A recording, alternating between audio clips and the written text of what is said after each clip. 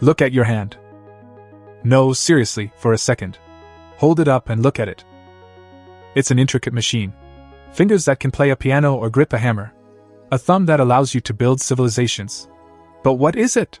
It's skin, bone, muscle. Zoom in. It's cells. Zoom in again. It's molecules. Zoom all the way in. It's atoms. Trillions upon trillions of carbon, oxygen, hydrogen atoms. Not a single one of those atoms is alive. Not one of them knows it's part of a hand. They follow the dumb, blind laws of quantum physics. They have no plan. They have no idea who you are. Now let's zoom out to your brain.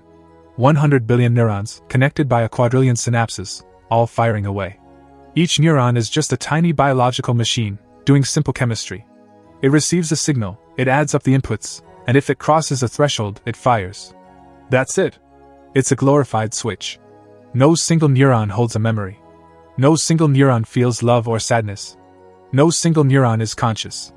It has absolutely no idea that it's part of a network that is thinking about itself. Right now. So here's the paradox that should keep you up at night. If no single part of you is conscious, if no single part knows you exist, how do you exist? How does a stupid, lifeless universe of particles suddenly wake up and become smart and alive? The answer isn't some mystical secret, or a magical ghost in the machine. It's a fundamental organizing principle of reality itself. A law that explains everything from how a city thinks without a brain, to how a planet grows a global forest without a master plan. It is the secret author of all complexity. Today, we are cracking the code of emergence. Let's dive in. Think about the last time you saw a murmuration of starlings at sunset. It's one of nature's most breathtaking spectacles. Thousands, sometimes tens of thousands of birds, painting the sky with these flowing, organic shapes. They twist, they turn, they fold in on themselves like a liquid ribbon of life. It looks like a single, coordinated intelligence. It feels like there must be a conductor, a lead bird shouting orders through a megaphone. Okay everyone, on 3, bank left. But there isn't. We've looked. Scientists have spent years filming these flocks, analyzing their movements frame by frame. If you look for the boss, you won't find one. Or let's bring it closer to home. Think about the last traffic jam you were in. You see that classic stop-and-go wave, the brake lights rippling backward for miles, even though the road ahead is completely clear. Who decided to start that wave? Who is conducting that frustrating, slow-motion ballet? No one. It's a phantom structure, a ghost in the traffic, built by hundreds of individual drivers, each one just following a simple rule: don't hit the car in front of you. The human question behind these scenes is simple, but it is deeply encircling and it changes how you see everything. How does perfect, intelligent-looking order appear from countless, mindless, individual parts? To find the answer, we have to do something counterintuitive. We have to stop looking at the beautiful big picture and start looking at the tiny, boring rules that govern the individuals. Let's chase this trail from simple rules to global patterns. And to do that, our first stop is in 1986. A computer graphics pioneer named Craig Reynolds was working on animations for movies. He faced a problem. How do you animate a flock of birds or a school of fish convincingly? Animating each one by hand would take forever and look robotic. So he had a brilliant idea. What if, instead of animating the flock, he just animated one bird, and gave it a few simple rules about how to react to its neighbors? He created a computer simulation called Boids. This is now the classic, textbook model for flocking behavior. And the incredible part is that the programmer, Reynolds, didn't code make a beautiful, swirling flock. He didn't code a leader. Instead, he gave every single digital bird just 3 tiny, local instincts based only on what their immediate neighbors were doing. Rule number 1, separation.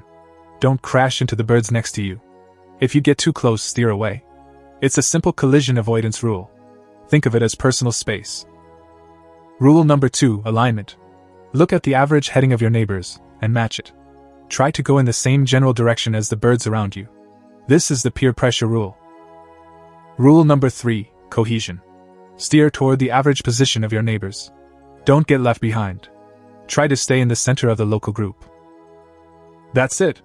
Separation, alignment, cohesion. 3 mindless, local rules. When you look at one Boid by itself, it's just a dumb dot on a screen. But when you hit run on the simulation with hundreds of these Boids, something absolutely incredible happens. You don't get chaos. You don't get a random cloud of pixels. You get a fluid, organic, coordinated flock that splits around obstacles and rejoins on the other side. It turns in perfect unison. It behaves exactly like a single, living organism. It's like discovering you can create a symphony by giving thousands of musicians 3 notes and 1 rule: listen to your neighbors. The flock, the symphony, emerges from the interactions. It is more than the sum of its parts. It's a higher-level entity that none of its components planned or even know about. And once you see this pattern, simple local rules, complex global behavior, you start seeing it everywhere. We see this engineering without engineers all over nature. Let's get down on the ground and look at ants. How do blind insects build massive, efficient highway systems connecting food sources to the nest? They don't have GPS. They don't have civil engineers drawing up blueprints. They have chemistry. They have a concept called stigmergy, which is a fancy word for indirect communication by changing the environment. As an ant walks, it lays down a trail of pheromones. Think of it as invisible, smelly ink. Now, here's the chemical trick that makes it all work. That smell evaporates over time. So, imagine 2 paths to a new food source. Path A is short, path B is long. The first ants go out randomly. Some take A, some take B. The ants on the short path A get to the food and come back to the nest quickly. On their way back, they lay down another layer of pheromones. Because they were so quick, the first layer hasn't evaporated yet. So path A gets a double dose. It smells strong. The ants on the long path B take much more time. By the time they get back, the original scent on their path has faded. Their new trail is weak. What do the next wave of ants do? They don't have a map. They just follow the simple rule: follow the strongest smell. More and more ants get funneled onto the short, efficient path A. Without any meetings, without any project managers or zoning committees, the ant colony, as a whole, calculates the most efficient route. Stronger trails become ant superhighways. Weaker ones fade into oblivion. But here is where it gets truly wild. Scientists in Tokyo, led by Toshiyuki Nakagaki, performed one of the most brilliant experiments in modern biology. They took a slime mold, Physarum polycephalum, which is basically just a single-celled, brainless, yellow bag of goop, and placed it on a petri dish. They then arranged oat flakes, which is the slime mold's favorite food, in a pattern that precisely mimicked the geographic locations of the major cities surrounding Tokyo. They put the slime mold on the spot representing Tokyo itself, and let it go. At first, the slime mold just sprawled out, connecting to all the oat flakes in a messy, inefficient web. But the slime mold operates on a simple rule: reinforce efficient connections and prune inefficient ones. It's trying to minimize the energy it uses to transport nutrients. Over the course of a few hours, something miraculous happened. This brainless bag of cells started retracting the redundant, long-winded connections. It kept and thickened the tubes that formed the most direct, robust links between the food sources. When the process was finished, the slime mold had produced a network that was an almost perfect replica of the actual Tokyo railway system, a system designed by brilliant human engineers, renowned for its efficiency. The slime mold was doing civil engineering through simple feedback loops. A brainless organism was solving a complex optimization problem. The intelligence wasn't in the organism, it was in the rules of interaction. Even non-living things follow this playbook. Let's talk about snowflakes. It's a cliché that every snowflake is unique, right? But have you ever stopped to ask why they all have that beautiful, six-sided symmetry? The answer lies in the geometry of the water molecule itself. Water molecules have a specific bent shape that encourages them to link up in hexagons. As a tiny ice crystal falls through the sky, it tumbles through clouds with varying temperatures and humidities.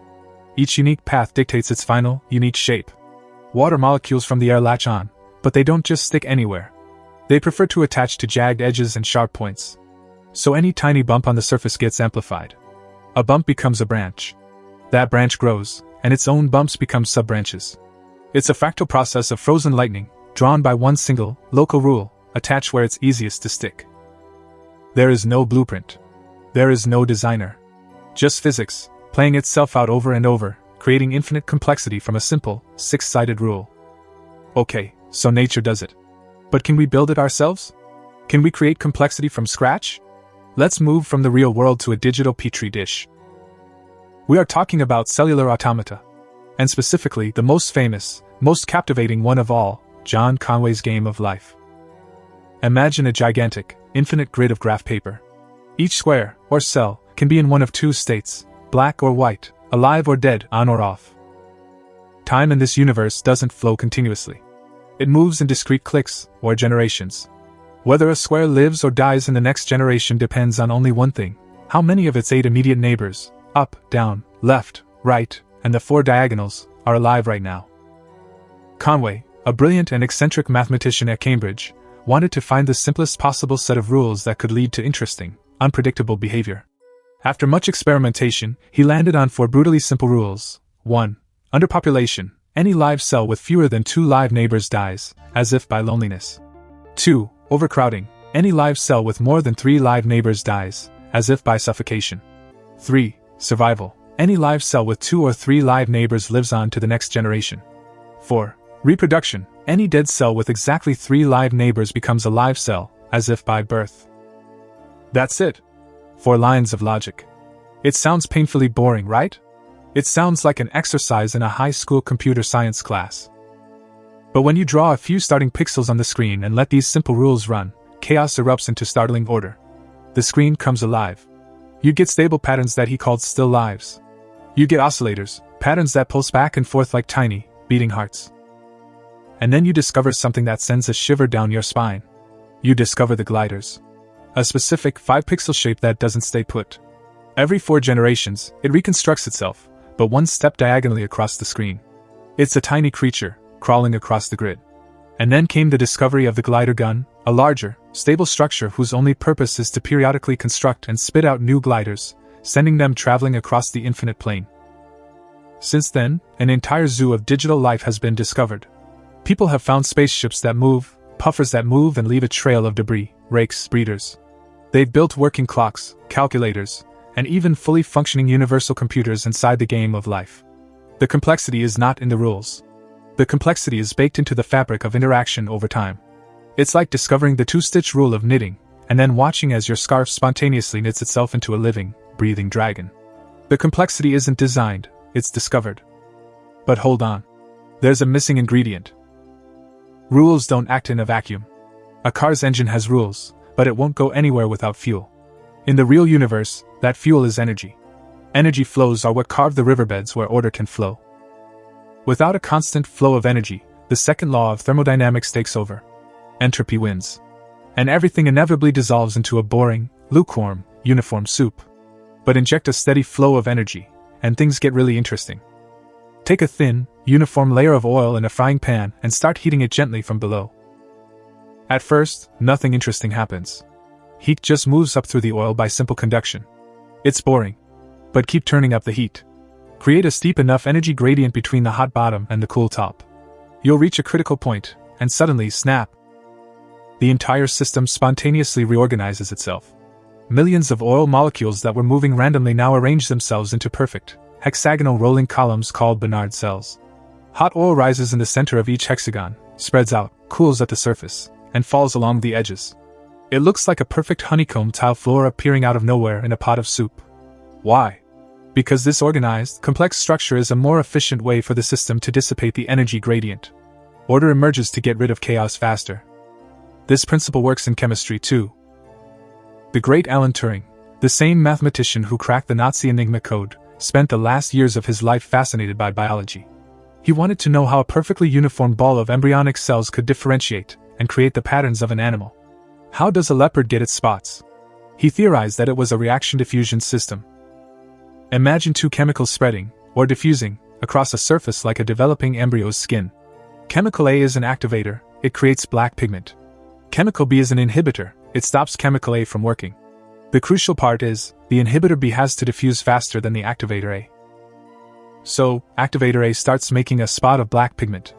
But as it does, it also produces inhibitor B, which spreads out much faster, creating a ring around the spot where no more black pigment can form. It's a chemical cat-and-mouse game. The activator tries to make a spot, and the inhibitor rushes out to surround it, creating a boundary. Depending on the reaction rates and diffusion speeds, this simple system can produce all the patterns we see in the animal kingdom. Turing patterns. Leopard spots, zebra stripes, the intricate shells of mollusks. It's ink spreading through paper while the paper simultaneously pushes back. Order assembles where energy flows and boundaries compete. A gradient, a difference, like a slope for heat or chemicals, does the pushing, boundaries do the sculpting. From these simple pushes and molds, all of nature's incredible shapes emerge. Now, here is where things go from mind-bending to potentially reality-shattering. When you look closely at all these different systems, you realize something profound. Very different systems, made of completely different stuff, atoms, animals, chemicals, all seem to follow the exact same mathematical rules when they are near the edge of a massive change. This is a deep concept in physics called universality. Think about a phase transition. The exact moment a pot of liquid water at 100 degrees Celsius boils and turns into steam. Or the exact moment a cooling piece of iron suddenly aligns its atoms and becomes a magnet. Right at that tipping point, at that critical moment, the microscopic details, whether it's water molecules interacting with van der Waals forces or iron atoms interacting with quantum spin, stop mattering. They all start behaving the same way. The only thing that matters is their shared patterns of connection. Let's use a simple model of a magnet, called the Ising model. Imagine a grid where each spot has a tiny compass needle, a spin, that can point either up or down. Each spin just wants to be like its neighbors. At high temperatures, this system is chaotic. All the spins are jittery and point in random directions. As you cool it down, they have less energy, so they start listening to their neighbors. Small islands of aligned spins form, some up, some down. But cool it to the critical temperature, and something magical happens. The gossip between spins travels infinitely far. If one spin flips, it can trigger an avalanche of flips that cascades across the entire material. We see this same critical point mathematics and percolation theory. Think about making coffee. Water moving through a filter of coffee grounds. As water wets the grounds, it creates pathways. For a while, you just have isolated, disconnected wet puddles. But you keep adding water, creating more pathways, and suddenly you cross a threshold. You add just one more connection and snap. The puddles link up into a spanning river that flows from the top to the bottom. The coffee is made. Turbulent fluids, financial markets on the verge of a crash, the spread of a forest fire, they are all governed by the same universal power laws near their critical points. It's like discovering that a recipe for a cake and a recipe for concrete somehow produce the same structure if you bake them at a specific temperature. Different recipes, exactly the same cake. So, if reality is this impossibly complex web of trillions upon trillions of interacting parts, how do we ever get anything done? How do we do science? How do we predict anything without a computer the size of the universe? We cheat. We do it intelligently. We call it coarse-graining. And it's a fancy term for something you do all the time. You squint on purpose. You deliberately ignore the details to see the big picture. You bundle the pixels together so the main shapes pop out, and the individual specks just blur away into a useful average. Modern physics has an incredibly powerful mathematical tool for this called renormalization. It's like changing your ruler as you zoom out on Google Maps. When you're in Street View, you care about individual buildings and traffic lights. These are the effective laws at that scale. But then you zoom out to a city view. You stop seeing individual buildings, you see neighborhoods. The rules of navigation change. You stop caring about stop signs and start caring about major arteries and highways. Zoom out again to a continental view, and even the cities become just dots. The rules change again.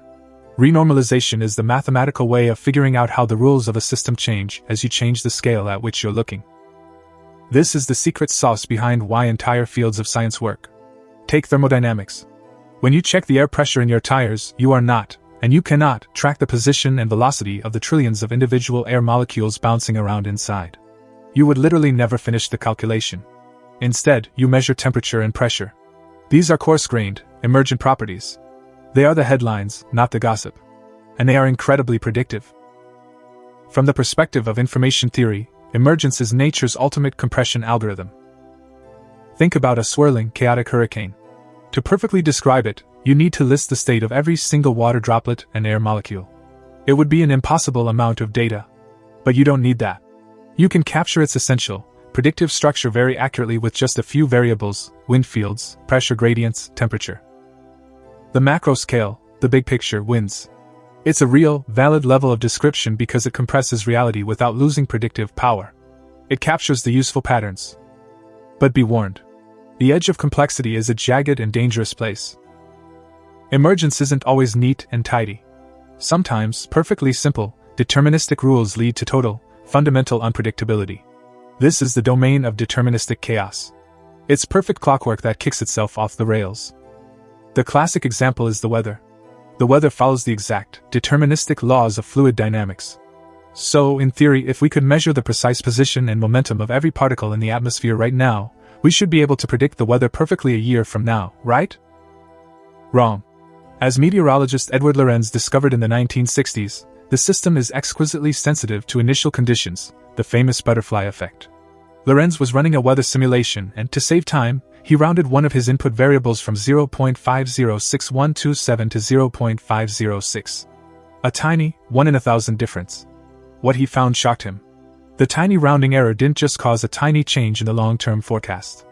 It caused the two weather simulations to diverge completely. After a few simulated weeks, they were unrecognizably different. If your measurement of wind speed is off by an amount smaller than a butterfly's wing flap today, that tiny error will balloon exponentially. In 2 weeks, your forecast is pure fiction. And some systems are even worse. They are computationally irreducible. This is true for some of the complex patterns in the game of life. What this means is there is no formula, no equation, no clever mathematical shortcut that lets you jump ahead and see what the pattern will look like in a million generations. There is no way to know the future except to live it. The only way to find out what happens is to run the simulation, step by painful step. Sometimes, simplicity is a devious mask that hides fundamentally unforeseeable consequences.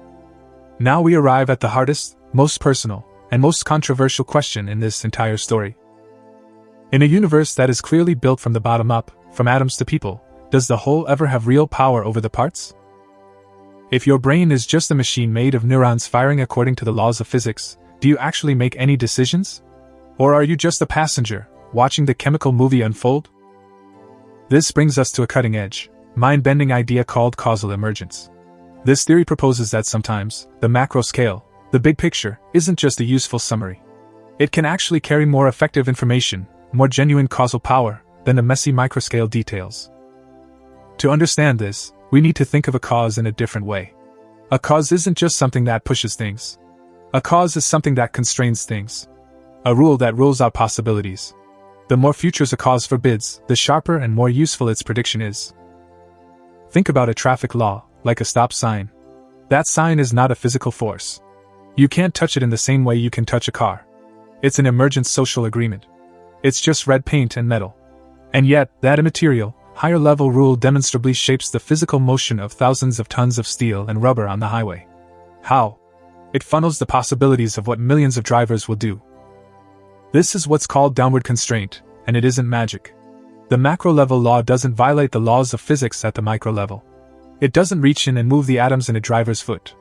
Instead, it works with physics by channeling it. It creates a context in which certain physical actions become vastly more probable than others. And what about inside your skull? The evidence is still developing, but some of the most exciting work in neuroscience suggests that the human brain operates at criticality, poised right on that mathematical knife edge we talked about, the border between stifling order and chaotic noise. At this brink, a small input can trigger neural activity that avalanches across different regions of the brain. This state is thought to be optimal for information processing, balancing the need for stability with the need for rapid responsiveness. Your own thoughts, your intentions, your goals, these are emergent, macro-level patterns of neural activity.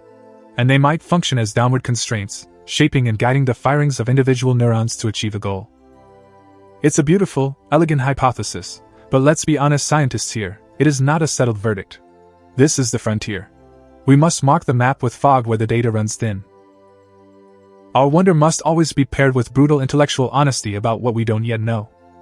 So, after this whirlwind tour, what does all of this mean for you, getting out of bed tomorrow morning? It means you live in a layered reality. It's not flat. Quarks make atoms. Atoms make molecules. Molecules make cells. Cells make neurons. Neurons make minds. Minds make cultures. And here is the crucial takeaway, each of these levels is real. Chemistry is not just applied physics. Biology is not just applied chemistry. The rules and laws that emerge at each level are not mere illusions. They are effective, predictive truths at their own scale. This understanding changes how we should design our world. Smart design learns from and respects emergence. The most vibrant and successful cities, as urban theorist Jane Jacobs argued, are not the ones micromanaged from the top down. They are the ones with simple, local rules, mixed-use zoning, incentives for walkability, that allow functional, complex neighborhoods to self-assemble from the bottom up. The most robust software isn't a single, giant monolith. It's made of components that can discover and coordinate with each other. The healthiest ecosystems are not managed by spreadsheets. They are stewarded by supporting their natural, local feedback loops. And you? You are not a static object. You are not a rock. You are a stable pattern, a persistent process, maintained by a constant river of energy, in the form of food and information from your senses. You are, as the philosopher Alan Watts said, a flame, not a stone. Through the lens of emergence, we can reframe one of the oldest human questions, free will. It's not some magical exemption from the laws of atoms. It is macro-scale agency. You, the coherent, emergent pattern of your mind, are a vastly better predictor of your future actions than a physicist scanning your individual atoms could ever be. Your reasons, beliefs, and desires are the right causal language for your level of reality. In this light, responsibility is simply the name we give to our capacity to be shaped by those emergent patterns we call reasons. To synthesize this entire journey, simple rules, iterated over and over, fueled by energy and shaped by constraints, can build snowflakes, flocks, storms, economies, and selves. Near critical points, vastly different microscopic materials begin to sing the same macroscopic melody, a phenomenon we call universality. We use coarse-graining and renormalization to understand this layered universe without our brains melting, and information theory tells us why this works.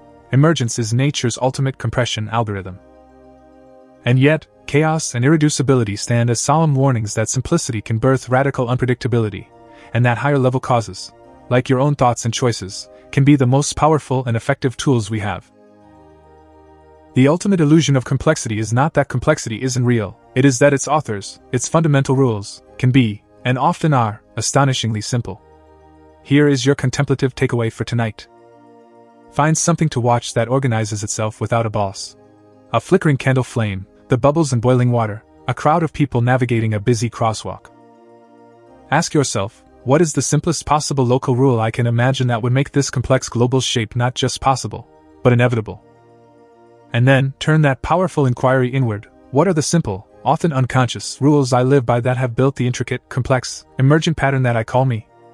And that leads directly to the next great question, a question that will define the 21st century. If minds and cities are emergent patterns with real causal teeth, what happens when we let our patterns design new patterns? We are entering the age of artificial intelligence. Can we truly engineer emergence without losing control of the result? If you want to understand the profound mathematical barrier that might make it impossible to ever fully predict or control a true AI, you absolutely need to understand the halting problem. It's one of the deepest ideas in computer science. Click the video on your screen right here. It will fundamentally change how you think about computation. And if you want to keep exploring the deep code of reality with us every day, make sure you subscribe and ring that bell. I'll see you in the comments section.